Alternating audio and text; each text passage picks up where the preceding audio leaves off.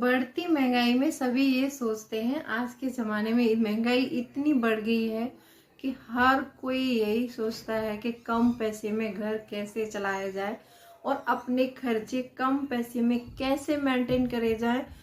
और काफ़ी जो तरीके हैं घर खर्च कम करने के और कम पैसे में अपनी घर गृहस्थी को संभालने के, लेकिन इन तरीकों को जानने के लिए आपको वीडियो को लास्ट तक देखना पड़ेगा।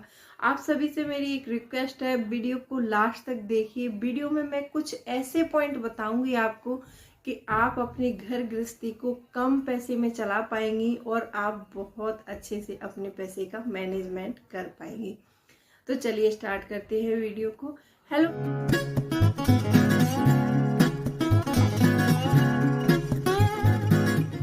Friends, welcome back to my channel. कैसे हैं आप लोग? आई होप आप बहुत अच्छे होंगे और सेहतमंद होंगे और आप लगातार मेरी वीडियो के साथ ही बने हुए होंगे।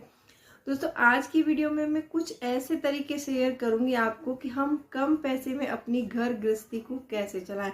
देखिए दोस्तों, ज़्यादा पैसे में तो सभी चला लेते हैं, बहादुरी तो तब मानी जाती है हम औरतों की जब हम कम पैसे में भी वही काम करते हैं और अपने परिवार को खुश रखने की कोशिश करते हैं। तो दोस्तों, वीडियो बहुत इंपॉर्टेंट होने वाली है, तो वीडियो को लास्ट तक जरूर देखिएगा। अगर आपको वीडियो पसंद आ जाए तो एक लाइक ज़रूर कर देना। अगर अभी तक आपने इस चैनल को सब्सक्राइब नहीं किया है तो सब्सक्राइब करिए अपने इस चैनल को और बेल आइकन को भी ज़रूर प्रेस कर दीजिएगा ताकि ऐसी इंटरेस्टिंग वीडियो की नोटिफिकेशन आपको मिलते रहे। दोस्तों, वीडियो पसंद आए तो एक लाइक ज़रूर कर दीजिएगा। तो चलिए स्टार्ट करते हैं वीडियो को। सबसे पहला पॉइंट है मेरा कि बेफिजूल का सामान ना खरीदें। बेफिजूल से मेरा मतलब है कि कभी कभी हम मार्केट जाते हैं और जल्दबाजी में कुछ ऐसे सामान खरीद के लाते हैं कि जिन सामान की हमें कोई ज़रूरत नहीं होती है।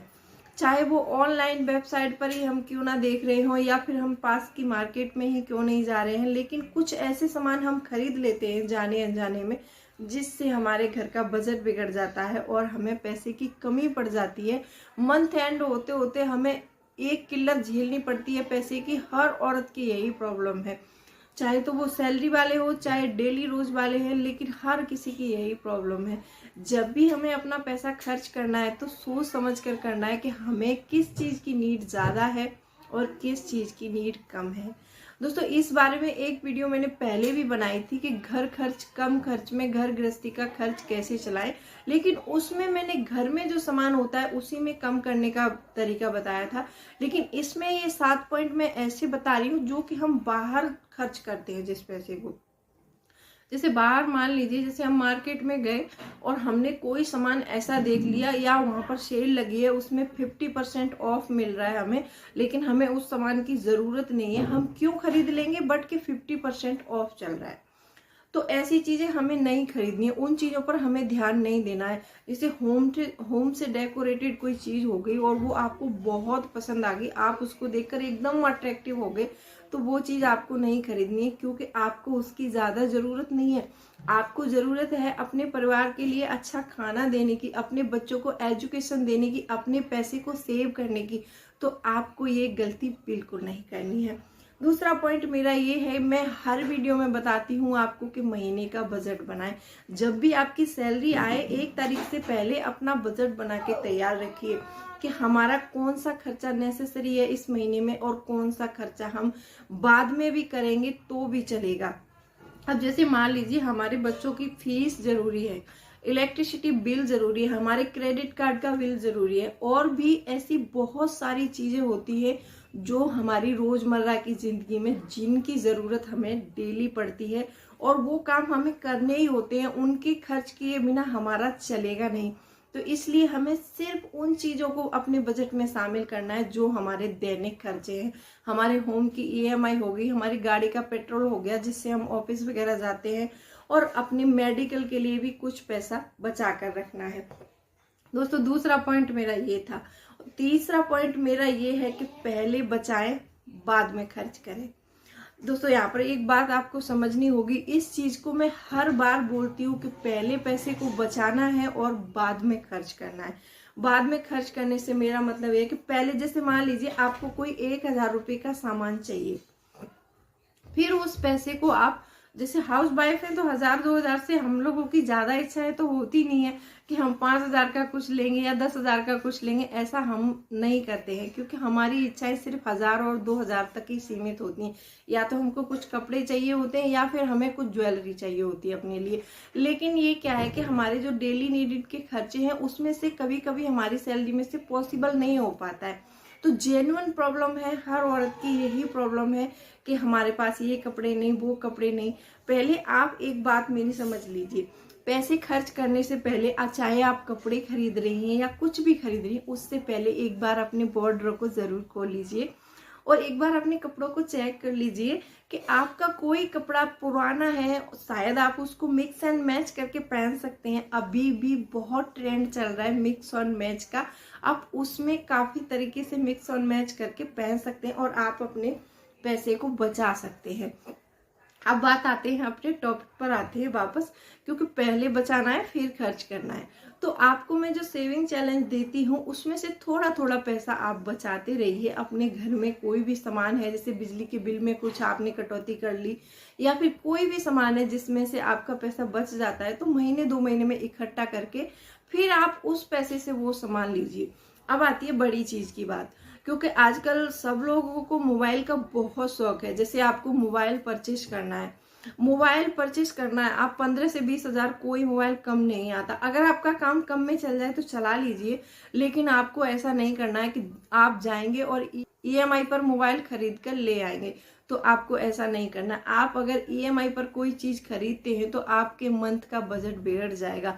तो आपको क्या करना है कि उस ईएमआई वाले जो आप ईएमआई में भरेंगे उस पैसे को थोड़ा थोड़ा करके अपनी सैलरी में से 10-10% करके निकालते रहिए। जिस दिन आपके पास 100% बैलेंस हो जाए फिर उसके बाद आप खरीद सकते हैं। लेकिन खरीद ऐसी स्थिति में सकते हैं जब आपको ज्यादा जरूरत हो। ऐसा नहीं है कि लेटेस्ट फोन आया है उसका वर्जन अच्छा है तो आप उसको खरीदेंगे। आपके पास पहले से एक मोबाइल है तो उसको खरीदने की कोई जरूरत नहीं है। अगर आपका काम चल जा रहा है तो चलाते रहिए। आपको पहले बचाना है और बाद में खर्चा करना है। नंबर 5 मेरा ये है कि सामान का सही दाम पता करें। सामान का सही दाम पता करने से मेरा मतलब है, आप किसी भी दुकान पर जाते हैं और आप इतनी जल्दबाजी में है कि दुकानदार ने आपको जो रेट बोल दिया आप वही रेट दे के सामान लेके चले आते हैं। तो आपको ऐसा नहीं करना है। अगर कोई भी दुकानदार आपको बोलता है कि ये सामान 500 रुपए का है तो आप उस चीज का मिनिमम 300 रुपए लगाइए। 300 रुपए लगाइए। अगर वो मान जाए आपको देने में तो आपको 200 रुपए तो वहीं पर बच गए। अगर वो नहीं मान रहा है तो आप उसको कन्विंस करिए और बोलिए कि हम दूसरी दुकान से खरीद लेते हैं, और आप वहां से चले जाइए। उसी चीज का रेट आप सेम 2-3 जगह ट्राई कीजिए, फिर आप देखिए कि आपको कहाँ ज्यादा पैसा बच रहा है, वहीं से आप उस सामान को खरीदिए। तो आपके पैसे ऐसे भी बहुत सारे पैसे बच जाएंगे। नंबर 5 मेरा ये है कि ज्यादा दिखावा ना करें। ज्यादा दिखावा से मेरा मतलब है कि जब हम कुछ चीजें शो ऑफ करने के लिए करते हैं ना तो वो चीजें बहुत गलत होती हैं। ये अक्सर औरतों का मैंने बहुत ज्यादा देखा है कि शो ऑफ करने के चक्कर में अपने घर का बजट ऐसे बिगाड़ लेती हैं कि बिल्कुल तहस नहस हो जाता है। पूरे मंथ का खर्चा वो 15 दिन में ही कर देती है। इस चीज को वो सोचती समझती नहीं है। उनको इस चीज को सोचना समझना होगा। कोई भी दिखावा करने से पहले अपने आप से पूछिए कि क्या इस चीज की नीड हमें वाकई में है। अगर वाकई में आपको जरूरत है, जैसे आपके पास मान लीजिए कपड़े नहीं है और आपको वाकई में कपड़ों की जरूरत है, और अपने दिल से एक बार पूछ कर देखिए कि इस चीज की मुझे जरूरत वाकई में है। अंदर से आवाज आए कि हाँ इस चीज की जरूरत वाकई में है, तो आप उस चीज को परचेस कर लीजिए। अगर आपको लगता है कि ये चीज वो उसके पास है, मेरे पास क्यों नहीं है, अगर आप दिखावा करने के लिए ले रहे हैं तो ये चीज बहुत गलत है। कुछ लेडीजों का, कुछ जेंट्सों का मैंने देखा है कि पास में कुछ नहीं होगा लेकिन बातें इतनी बड़ी बड़ी करेंगे। एक जो बड़बोलापन होता है ना, बोलते हैं बड़बोली, वही दिखाने के चक्कर में हम लोग इतना पैसा अपना वेस्ट कर बैठते हैं कि मतलब कि कुछ समझ में नहीं आता। उस समय हमें वो दिखाई दे रहा होता है कि हमें दिखावा करना है। तो हमें इस दिखावे वाली जिंदगी से बचना है और अपने पैसे को इमीडिएटली सेव करना है। 6वां नंबर मेरा ये है कि थोड़ा सस्ता सामान खरीदे।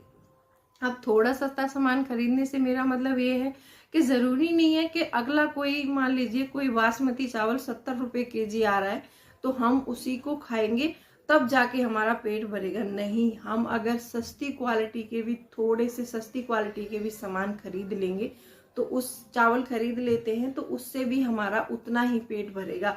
ऐसा नहीं है कि 100 रुपये केजी वाले चावल खाएंगे तभी हमारे बच्चे या हम हेल्दी रहेंगे।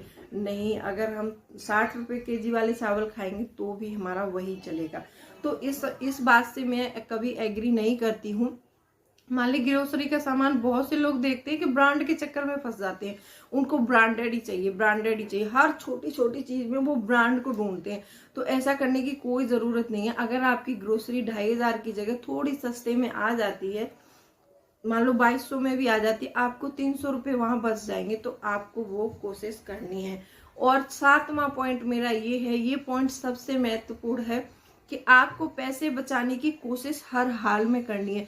ऐसा नहीं है कि मतलब बच ही नहीं रहे, हम तो कहाँ से बचा लेंगे, हमारे तो खर्च कम ही नहीं है, ऐसा आपको बिल्कुल नहीं करना है।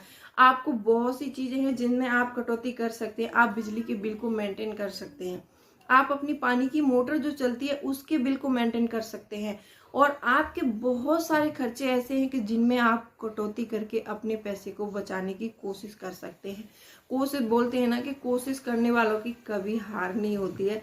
तो आपको हार नहीं माननी है और हर हाल में कोशिश करनी है। दोस्तों, आई होप आपको सारे पॉइंट समझ में आए होंगे। दोस्तों, वीडियो पसंद आई हो तो वीडियो को लाइक कर देना, और अभी तक आपने चैनल को सब्सक्राइब नहीं किया है तो सब्सक्राइब भी कर लेना। और भी होम बजट से रिलेटेड मैंने सैलरी वाइज वीडियो बना रखी है, अगर आप वो देखना चाहते हैं तो मेरे चैनल में आके देख सकते हैं। प्लेलिस्ट का लिंक मैं डिस्क्रिप्शन बॉक्स में डाल दूंगी, आप वहां से देख सकते हैं। और इन 7 पॉइंट्स में से आपको कौन सा पॉइंट पसंद आया और आप ऐसी कौन सी गलती करते हैं वो मुझे कमेंट करके जरूर बताएं। तो चलिए, मिलती हूँ अगले वीडियो में, तब तक के लिए बाय बाय।